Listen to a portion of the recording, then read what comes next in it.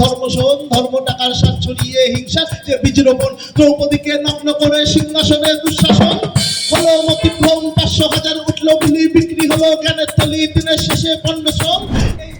আবার প্রতিবাদে মুর্শিদাবাদের শিল্পী মহল। বৃষ্টিকে উপেক্ষা করেই শহর বহরমপুরে টেক্সটাইল কলেজ মোড়ে চলল প্রতিবাদের গান। আরজি করে তিলোত্তমা হত্যাকাণ্ডে দোষীদের শাস্তির দাবিতে সরব হয়েছেন দেশজুড়ে চিকিৎসক থেকে শুরু করে নাগরিক সমাজ, পাশাপাশি জেলার বিভিন্ন শিল্পী মহল। আরও একবার প্রতিবাদের গান গাইতে দেখা গেল মুর্শিদাবাদ জেলার একদল তরুণ তুর্কিদের। গতকাল সন্ধ্যা থেকে রাত্রি পর্যন্ত শহর জুড়ে যখন অতি বৃষ্টি, সেই বৃষ্টিকে উপেক্ষা করে শহরের টেক্সটাইল মোড়ে প্রতিবাদের গানে বিক্ষোভ চলল। দোষীদের শাস্তির দাবিতে গানের সুরে সুরে প্রতিবাদ দেখানো হয়।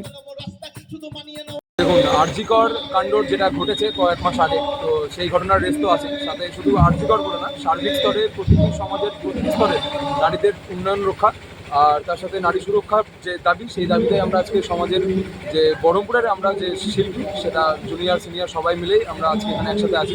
শুধু মিউজিশিয়ান বলে না, বিভিন্ন প্ল্যাটফর্ম থেকে আমরা যারা আছি তারা সবাই মিলে একসাথে আজকে আমরা এই মুভমেন্টটা করছি। আগামী দিনেও এই মুভমেন্টটা চলবে। আমরা সবাই এখানে হয়েছিলাম।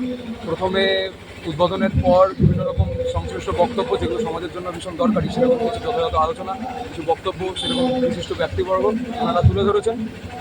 এখনও আবৃত্তি চলছে এই প্রাসঙ্গিক ঘটনার উপরেই, এমন কিছু পরিবেশন হচ্ছে। কতজন শিল্পী ছিলেন আজ মুর্শিদাবাদ জেলা জুড়ে? কত শিল্পী ছিল? আরেকবার, কতজন শিল্পী ছিল আজকে? 100-র ওপরে মোটামুটি, হয়তো মানে ঠিকভাবে ভেবে মাথা ঘুরে বলা যাবে না, তবে মোটামুটি 100-র ওপরে আমরা ছিলাম। আজকে তো সন্ধ্যে থেকে প্রাকৃতিক দুর্যোগকে উপেক্ষা করে শিল্পীরা পথে নেমেছে। জাস্টিস তো পেতেই হবে, তাই তো? দেখুন, জাস্টিস পাওয়া এটা মানে আমরা সবাই হয়তো অল্প বিস্তর আমরা বুঝি, এটা একটা লং টাইম টেকেন প্রসেস। এইভাবে ব্যাপারটা হতো না বা এইভাবে ব্যাপারটা হওয়ারও না। আমাদের দিক থেকে আমরা সেটা জারি রাখবো।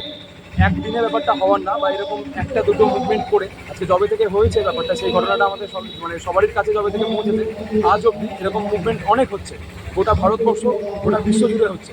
তো লক্ষ্য একটাই, যে করেই হোক বিচারটা আমরা চাই। আর শুধু অভয়া বলে না, এই তিলোত্তমা বলে না, যে কোনো তিলোত্তমা প্রতিবার বারংবার যখনই সমাজের এরকম কোনো ঘটনা ঘটবে, প্রতিবারই এরকম আমরা বর্বরতার বিরুদ্ধে আমরা এক হব, এরকমই আশা রাখছি।